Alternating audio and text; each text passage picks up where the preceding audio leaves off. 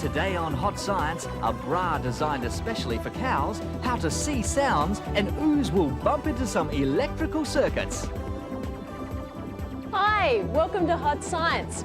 I'm not sure what Sue's doing. Sue, you're going to make some breakfast. Hello, hi Rob. Hi. Well, no, I'm not making breakfast at all. I know, you're going to feed your cat.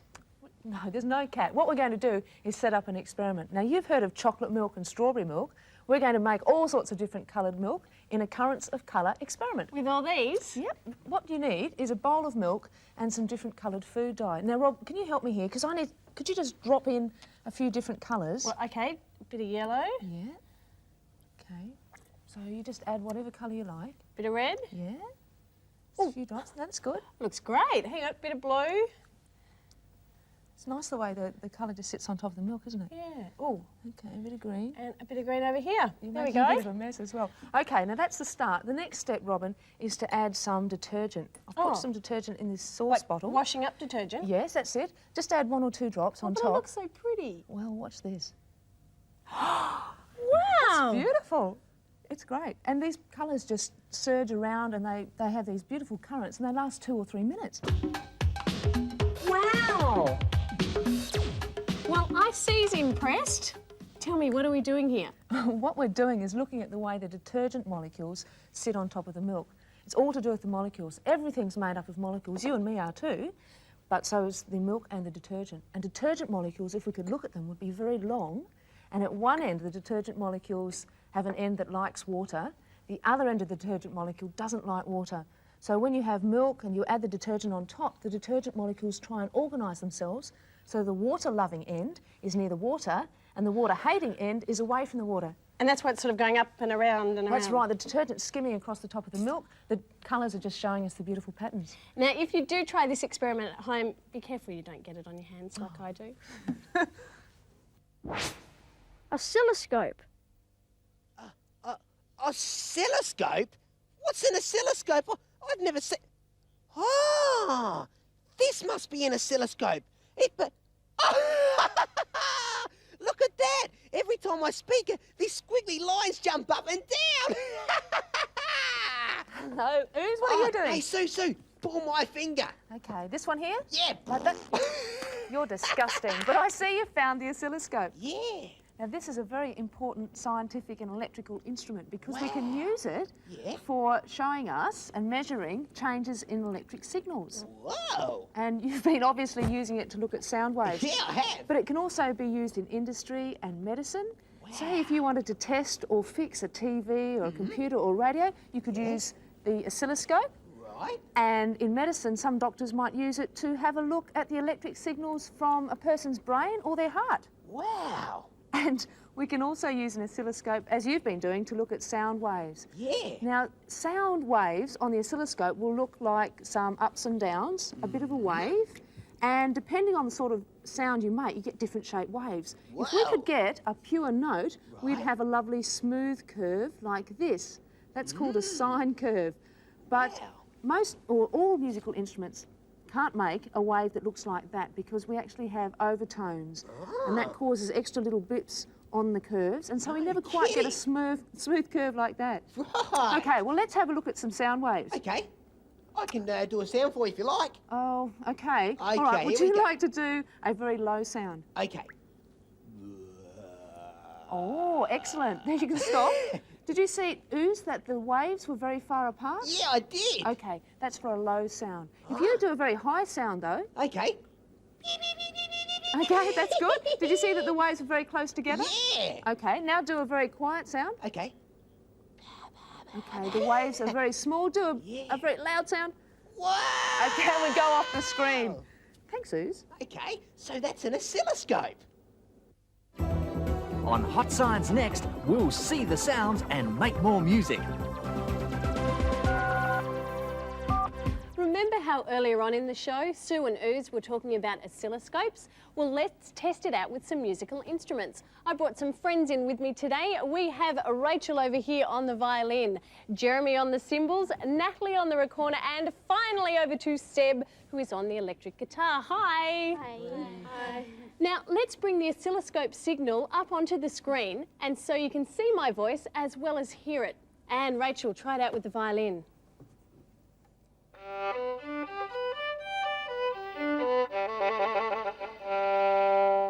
yeah, love that waver. Jeremy, cymbals. It's deafening us in here, and you can see it also on the oscilloscope. Now, Natalie, let's try the recorder.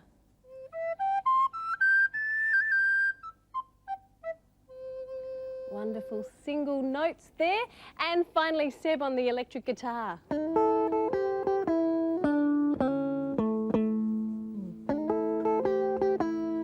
Oh yeah, we're all getting down here. Now, what would it be like with the oscilloscope using it on the streets, like with sounds we hear every day? I don't know. Let's try it out.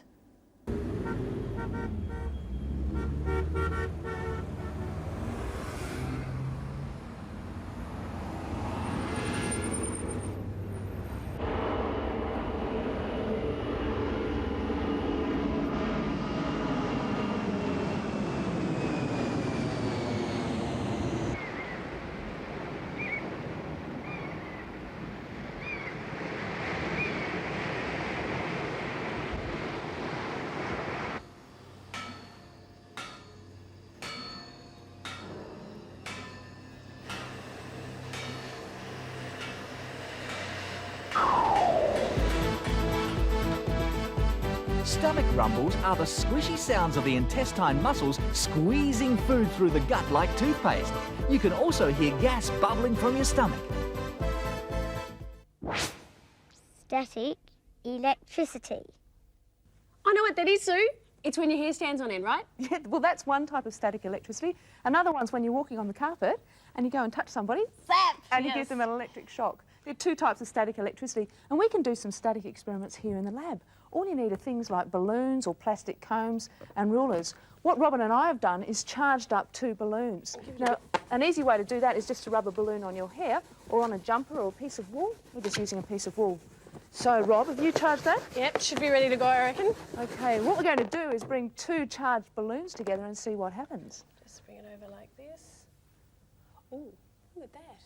What happened there? Can you see Spinning there? around. They don't like each other much. Well, no, they're repelling one another, and you've heard that 2 opposites attract, but 2 like things repel. And in this case, we've given both of the balloons the same electric charge.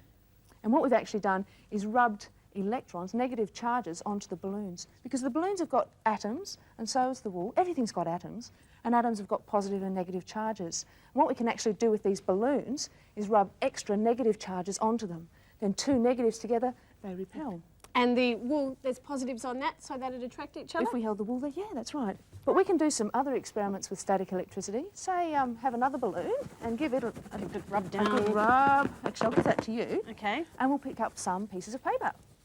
Okay, is that enough? Yeah. Now, if you hold that bit of the balloon near the pieces of paper, Look at that. brilliant, isn't it? Amazing. All those little pieces of paper standing up. Oh, And it sticks quite well. And what about, say, a comb? Well, you could use a comb, that's right. Maybe just charge it up on your hair. Rub it through here. Give my hair a good comb. Probably needs it.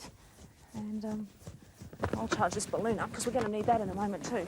And just put it down there. Yep, sure, let's give it a go. See what happens. Get rid of that hair. I'm molting. Oh, it doesn't work as well as the balloon, but it still picks up. Yeah, there's a little bit of charge. But Rob, have a look at this. You've heard of bending water, haven't you? Yes. Okay, well, we can do an experiment bending water with static electricity. Okay, charge up this part of the balloon. Would you mind holding on to The what I'm cup? going to- yeah, I've got a hole in the bottom of the cup. If we hold it about there, you can see the water flowing out. Okay, I'm going to charge up this bit of balloon. Now, I've given extra negative charge to the balloon off the piece of wool. I'll hold it near the water here. Oh, a little Can you bit. see it bending there? Oh, there we Oh, go. yes, there we go. I'll take it away, Look at that. put it in. Oops, where's the part of the balloon I charged there? Is Take it the away. same principle as with the balloons repelling? Well, similar principle. What we're actually doing is attracting the positive charge in the water to the balloon. It's so easy. These are things that you can try too. This is a super helicopter designed to travel in the air, on the water, and on the ground, and even underground. Whoa, what a cool machine! It was great. And did you see it was powered by electricity? Yeah, hey, Sue, could we make something like that? Sure we could. We've got all the equipment we need here to make a simple machine. I've got a battery and some wires to connect to the battery. I've got a light bulb, or an electric motor. Which one would you like to try first? Oh, the light! Okay, I'll put the motor out of the way. Okay. Now, this is where the electricity is coming from. Yeah. But to get the electricity to flow, I need to connect a circuit. So I connect 2 wires to the Right. battery, and then I connect 1 wire to this side of the light bulb, and 1 wire to this side. And once we've got the full circuit, you'll see the electricity flow. Whoa, came off there. Look at that! Okay, but as soon as we break the circuit, Yeah. cut it somewhere like that, Oh, where'd it go? it's gone off. Oh. The electricity's not flowing now. Now. On, off. Off. Hey, faster! On, off, on, off! Oh, we can have a disco in here. Let's dance, Sue. No, let's not have a disco. Whoa! Hey, my favourite machines are Dodgem cars. That's another good type of machine powered by electricity. Wow, hey? Let's have a look at one now. Yeah. On the top there, you can see the mesh that's providing the electricity, and the bar at the back of the car connects to that mesh, so the electricity Whee! flows down there, and the look at those floor sparks. completes the circuit. Wow, that's amazing. Hey, can we do the motor now? Sure, okay, I'll swap those over. The motor works on the same similar idea where we have a battery, connect the circuit up. Okay, you ready? What's it going to do? Whoa! So there we have 3 simple machines, Look and at they're that. all powered by electricity. Well, Sue and Ooze told us about a simple circuit. What about a wild and crazy circuit? We have our team of investigators here who are going to try and help us out. We have Jenny and Deirdre. Hello. Hi. What are you going to do here? We're making a mini merry-go-round. And it'll go round? Yeah, it should do. Okay, and the boys over here, we have Jay and Will. Lots of interesting wires and then a device here. What are you going to do with it? Well, hopefully these lamps up here are going to light up when we use these switches down And what the about bottom. this motor here? Well, if we get the green light to work, hopefully that should trigger off it. Okay. Have you ever thought about making a circuit? You can make a simple circuit or a wild and crazy one. Now you'd need a power source, so maybe a battery, wires, metal coil, and of course you need something to power. Well, you think about that, and we'll get back to our team of investigators a little bit later on in the show. On Hot Science, the cow bra and medicine for babies. Now, these cows might look like they're just standing around chewing grass, but some of them are actually very busy making medicine. The pregnant ones are taking part in a project to help keep human babies safe from dangerous illnesses like gastro. And that medicine comes out in the cow's milk.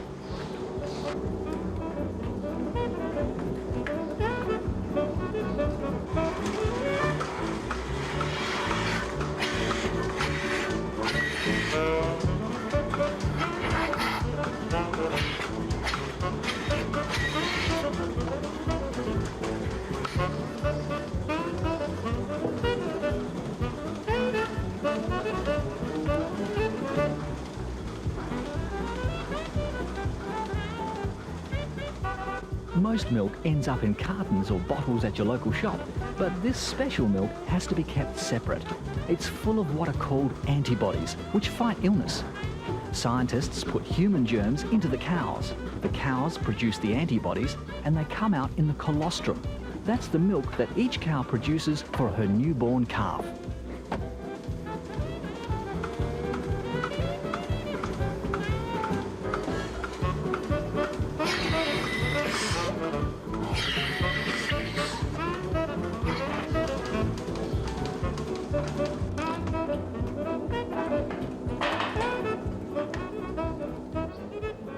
No one gets to drink this first batch of milk, not even the calf. Eventually, the scientists will remove the antibodies from it and use them to help children all around the world. In the meantime, it has to be specially stored.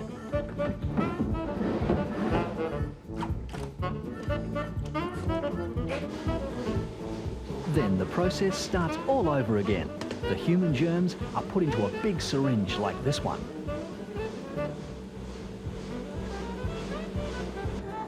And then injected into a new lot of cows.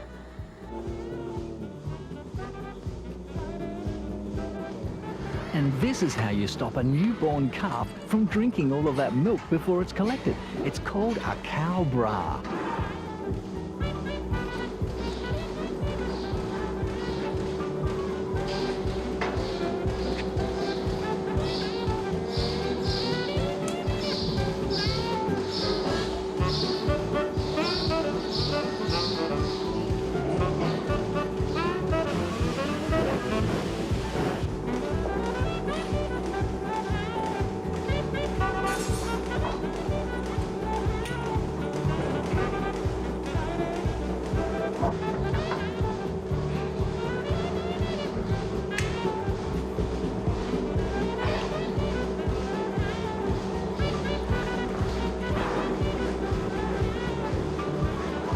The cow bra is just held on by some straps, much like seatbelt straps. We found it to be very effective in stopping the calves getting that antibody-rich first colostrum. And we also like our cows to wear all the latest fashion accessories.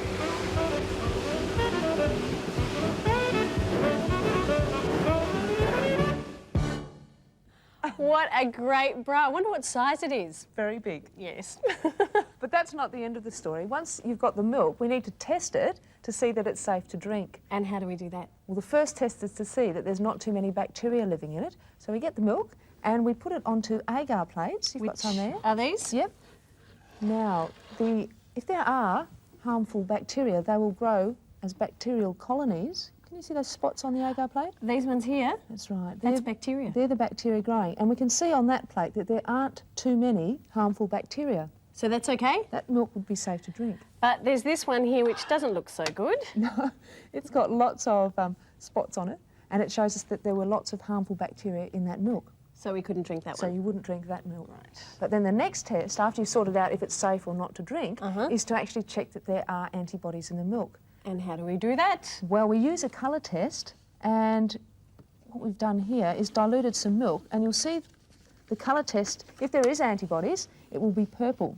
And up here we've got some undiluted milk, that's straight milk, added there, and you can see it's quite strong and purple. It shows us that there are antibodies. As we go along though, we've diluted the milk. So the Step purple by gets step. lighter and lighter and lighter? It does. Now just down near where your green fingernail is there. This one here? That's right. That's diluted 100,000 times, and we can tell by the purple colour, can you see it's a little bit lighter? Yep. That there isn't enough antibody. But if we go back 2 spaces, that one there, that is diluted 50,000 times, and there is enough purple. And that'd be safe? That would be safe, it's safe to drink, and it's got enough antibodies for us to use. And we know that we can dilute the milk 50,000 times and still have enough antibody. Now, the milk is different from cow to cow, so it's important that we test each batch of milk.